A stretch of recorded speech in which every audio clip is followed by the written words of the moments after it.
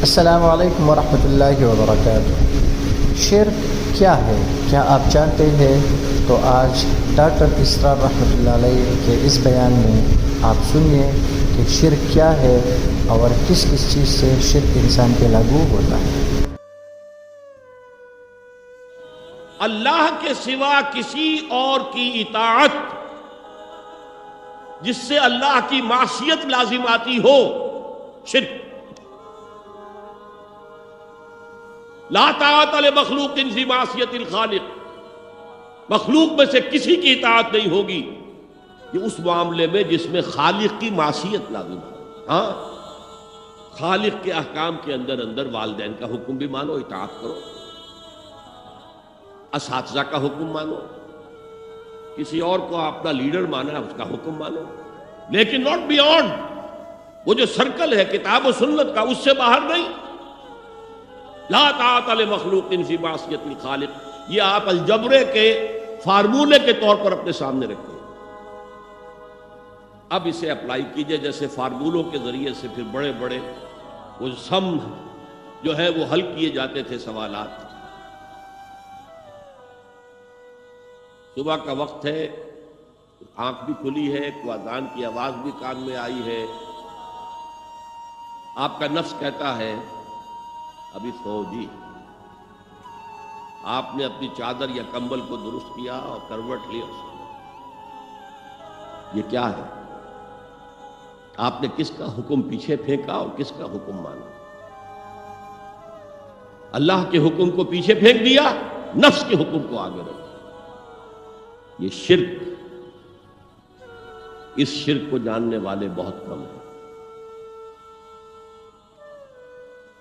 مولانا روم نے خوب کہا تھا، نفس ماں ہم کم ترس فرعون نیست لیکن ایراعون نیست۔ میرا نفس بھی فرعون سے کم نہیں ہے۔ فرعون نے کہا تھا نا، الیس لی ملک مصر وہذہ الانہار تجری من تحتی، کیا اس ملک مصر کی حکومت میری نہیں ہے؟ اور سارا جو یہ آب پاشی کا نظام ہے، انہار کا نظام ہے، وہ میرے کنٹرول میں نہیں ہے؟ جس کا چاہوں موگا کھلا رکھوں، جس کا چاہوں بند کر دوں۔ یہ تھا خدائی کا دعویٰ، انا ربکم الاعلی۔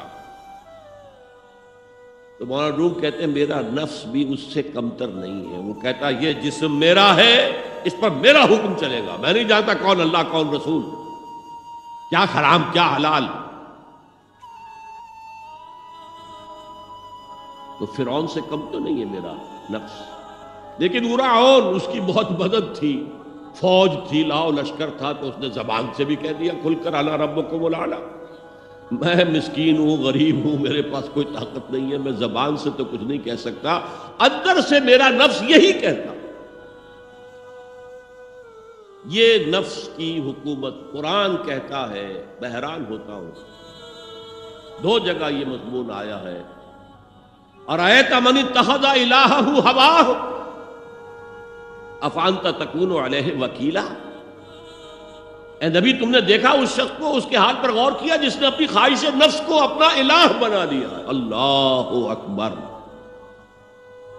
الہ، لا الہ الا اللہ، کلمہ توحید کا مرکزی لفظ یہاں آ رہا ہے، من اتخذ الہہ ہواہ، جس نے اپنی خواہش نفس کو اپنا معبود بنا لیا، الہ بنا لیا۔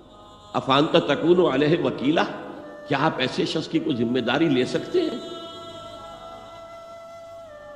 سود حرام ہوا کرے جی، حرام ورام، ہمارا دھندا جو ہے وہ آگے بڑھ نہیں سکتا، تو اللہ کے حکم کو پیچھے ڈالا، نفس کے تقاضے کو آگے رکھا۔ کون معبود ہے آپ کا؟ نام عبداللہ رکھیے، نام عبد الرحمن رکھیے، ہے عبد النفس، نفس کے بندے، نفس کے غلام۔ یہ میں نے یوں سمجھئے کہ جیسے میں نے ہجرت اور جہاد کی ڈیفینیشنز کی تھی۔ ہجرت کا بیس کیا ہے؟ پوچھا گیا ای الہجرت افضل یا رسول اللہ، اے اللہ کے رسول بتائیے سب سے اعلیٰ ہجرت کون سی ہے، افضل؟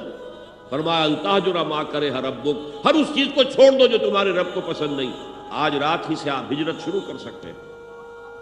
جائزہ لیجئے کیا کیا چیزیں میری زندگی میں خلاف شریعت ہیں۔